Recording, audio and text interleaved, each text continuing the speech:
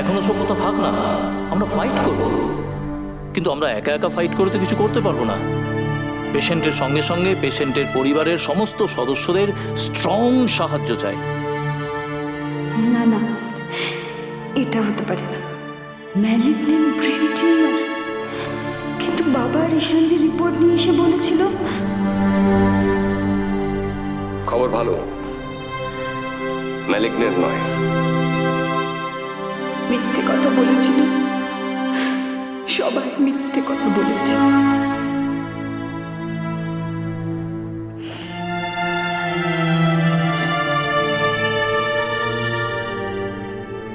আজ তো ওখানে জয়ন্তবাবুর আসার কথা, ফোন করেছিলেন। দিল্লি থেকে ডক্টর ভাবনানি ললিতার রিপোর্টগুলো দেখে সেকেন্ড ওপিনিয়ন পাঠিয়ে দিয়েছেন। এই জন্যই সেকেন্ড ওপিনিয়নের দরকার ছিল। ও এবার বুঝেছি, আমাকে ওরা সবাই অন্ধকারে রাখলো। বাবা ঈশান সবাই ভাবলো যে আমি